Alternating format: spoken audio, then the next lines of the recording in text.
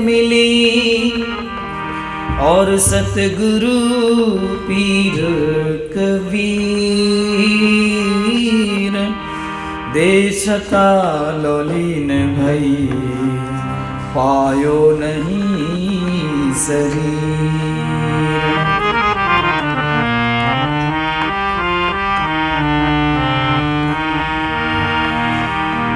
आप बहने भजन गाते हो नहीं, राणव जी थारो देसड़लो रंग रूड़ो है, मीराबाई का भजन है, सुंदर भजन है।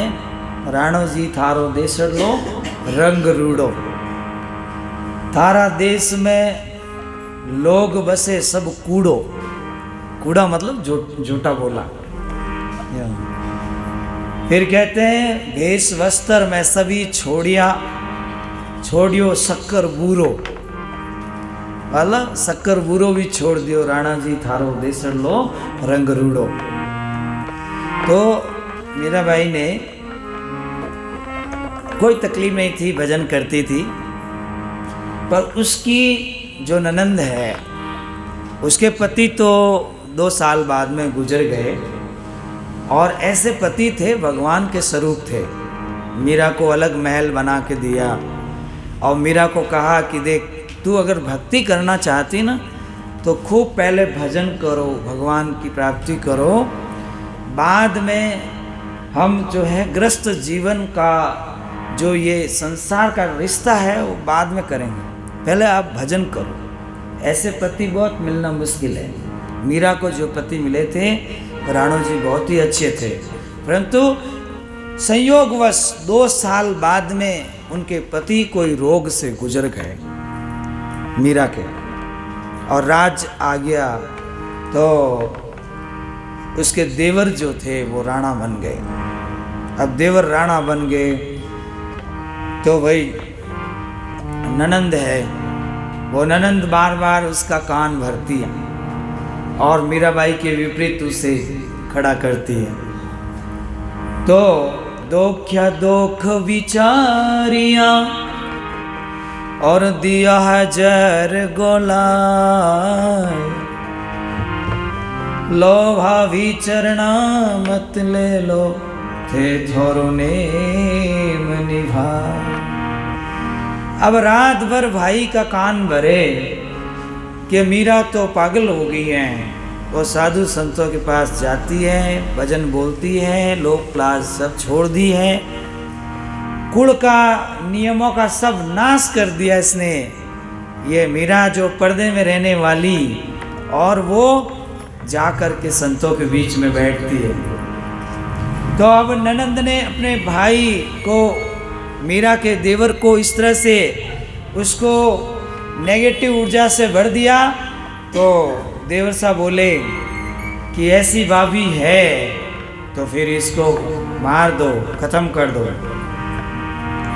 तो एक सांप पकड़ने वाले को बुलाते हैं और सांप पकड़ने वालों को बुला के कहते हैं ऐसा सांप लाओ कि वो तुरंत क्रोधी हो और मीरा को डस जाए। तो एक छाबड़ी में सांप लेकर आता है मनुष्य, और उसमें से जो अच्छा सांप क्रोधी होता है उस सांप को छाबड़ी में भरा के और टोकरी में डाल के, और कहते हैं कि मीरा के पास ले जाओ और कहो कि तुम भगवान के पुष्प चढ़ा के आओ, और इस टोकरी में भगवान के लिए बहुत बड़ा हार है, और ऐसा करके मीरा को कहो कि अपने हाथ से टोकरी खोल के और भगवान की मूर्ति पर चढ़ा दो। तो इस तरह का जाल रचने वाली ननंद ने इस तरह के भाव रखे और मीरा के पास गई और यही बात उसने कही, और मीरा ने भगवान को फूल चढ़ाने हेतु जैसे ही टोकरी उठाई तो उसमें जो सांप था कि वो परमात्मा की दया से नौसर हार बन गया। तो नौसर हार जब बना तो मीरा के मन में प्रतीत आई, विश्वास आई कि परमात्मा है तो साथ में, है तो साथ में, अब मुझे कोई घबराने की ज़रूरत नहीं है। पर यहाँ पे ना इस देश में भक्ति को समझने वाले लोग नहीं हैं। ये देश मुझे छोड़ना पड़ेगा। अब जब मीरा बच गई और वो हार मूर्ति पर चढ़ा दिया और वहीं पर भजन पे बैठ गई, ठीक 2, 4, 10 दिन और बीते और फिर बहन को ईर्ष्या हुई ननंद को और अपने भाई को समझाती है, देखो पहले तो वो बच गई सो बच गई, क्या मालूम कि वो कैसे जो है नौसरहार बन गया, या मालूम नहीं क्या हुआ, टोकरी चेंज हो गई, पता नहीं क्या हुआ। अब की बार ऐसा करो कि तुरंत मीरा मर जाए। तो मीरा के लिए जहर घोलाया और कहते हैं जाओ आप जाकर के कहना कि आज सुबह मैं भगवान के दर्शन करने गई और वहाँ से मीराबाई मैंने भगवान के चरण धो करके चरणामृत लिए और आप वो चरणामृत पीने का नेम है आपका, तो आप वो चरणामृत पी लो। जब मीरा पिएगी तो सदा सदा के लिए राम राम सत्य।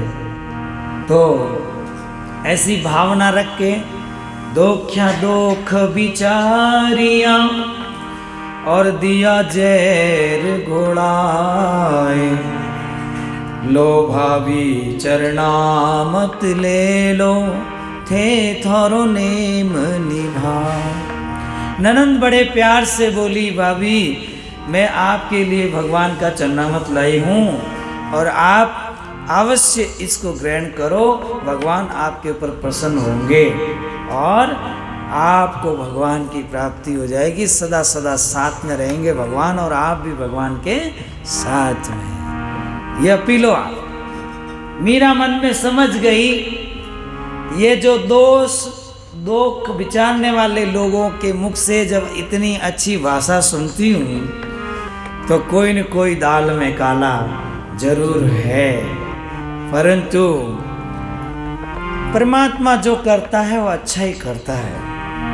अब मेरी उम्र इतनी ही लिखी होगी तो ठीक है, और अगर मेरा मालिक अगर सजग है, जागृत है और वो मुझे जीवित रखना चाहता है तो ऐसे ऐसे लाखों भी उपाय ये कर दें तो मैं मरूंगी नहीं।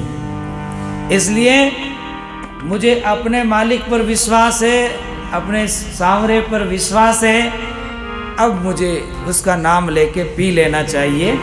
तब उसने निश्चय कर लिया, हाथ में कटोरा लिया और बड़े प्रेम के साथ, हर्ष के साथ, खुश होकर के कि यह आपका चरणामृत है, अब नहीं भी है तो आप मान लेना, और जिसके लिए ही मैं जी रही हूँ बस उसी को मेरे जीवन की लाज है।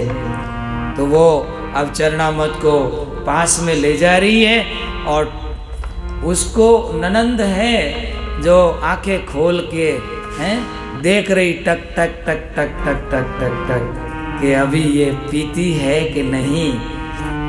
जैसे ही मीरा पीने लगी और खुश होके पीने लगी और अपने दिल में सांवरे की मूर्त को निहारती है और कि बस या तो आज मेरा अंतिम दिन है और या बचावे तो बचा लेना, अगर संसार में रखना है तो बचा लेना, अगर संसार में नहीं रखना है तो बहुत दिन बीत गए, अब फिर आपसे मिलना है तो आप मिल लेना। अब वो पीती पीती याद करती करती पी गई और कहते हैं श्री कृष्ण महाराज इसके कंठ में आकर वो विष ग्रहण कर लिए और मीरा बच गई और थोड़ी देर से बातें करने लगी और वो सोचने लगी कि इसको अभी तक चक्कर क्यों नहीं आया। और फिर वो सुनाने लगी भगवान के बारे में कि भगवान की ऐसी कृपा होती, भगवान की ऐसी दया होती, ये होता वो होता ये होता, भक्ति की बातें ननद सुनती है। थोड़ी देर से क्या कहती, करनी में तो कर लो वापस आखिर मरना हो। अब कहते हैं आज की रात जितनी बात करनी है भाभी आज उतनी बात कर लो, जीवन का कोई भरोसा नहीं है। करनी वैसो कर लो वापस आखिर मरना हो, ये तन छूटा पचे जीवन का अंत जो हो। शरीर छूटने के बाद क्या बात करोगी? आप जितना बात करना आज कर लो। तब मीरा वापस जवाब देती है, राम मरे तो मैं मरूं और मेरी मरे बला, मैं पतिव्रता उन पुरुष की तो उस बिन रयो न जा, उस बिन रयो न जा। मीरा ने कहा कि मैं जिसकी पतिव्रता हूँ, जिसको अपना पति समझती हूँ, वो सोच उसको है, तुम्हें सोच करने की कोई जरूरत नहीं है। मीरा डग पीने के बाद बातें कर रही है। 1 घंटा बीता, 2 घंटा बीता, 3 घंटा बीता और ननंद को नींद आ गई। सुबह हो गया, देखे तो मीरा तो तंदूरा लेके भजन गा रही है और भाई के पास पहुंची और मुंह कर दिया जैसे तवा जैसा काला कि है मैं तो बहुत सारा प्लान बनाई थी, वो सब प्लान मेरा खत्म हो गया। बुलाया उसको जिसने जहर लाया था, उसको बुलाया कि तुम क्या लेके आया था, जहर नहीं लाया था क्या? उन्हें कहा कि मैं ऐसा जहर लाया कि जिसका ढक्कन खोलते ही उसकी हवा से आदमी मर जाए, ऐसा जहर लाया था मैं। तब राणा को खटका लगा, ये ऐसे नहीं मरने वाले, अब मैं इसे मारूंगा तो अपनी तलवार से मारूंगा। तलवार लेके पहुंचे और तलवार लेके पहुंचे तो कहते नहीं, जिनको राके साइया मार सके न कोई, और बाल भी बंका ने कर सके जो जग बैरी होए। अब जैसे ही राणो जी तलवार को लेके क्रोध करके मीरा पर जाते हैं और मीरा एक की 4 हो जाती है। अब चारों तरफ मीरा, इधर भी मीरा, इधर भी मीरा, इधर भी मीरा। अब डर जाते हैं कि वो तो जान गई, मेरी तरफ देख रही है, अरे एक को मारूंगा तो एक जीवित, इसको मारूंगा तो वो जीवित, ये मारूंगा तो वो जीवित। यह अचंभा में पड़ गया कि ये क्या करती है, 1 की 4 हो गई, हो सके इसका भगवान आ गया तो मुझे न मार दे। अब वो तो बहुत ही डरा, पहली बार ऐसा हुआ और राणा भाग गया। तो इस तरह से भक्त वही है जिसको भगवान से, मालिक से लगाव है, सेवक वही है अपने स्वामी का पक्का विश्वास है। तो सदगुरु कबीर साहब ने ऐसे फरमाया, एक भजन आप श्रवण करें।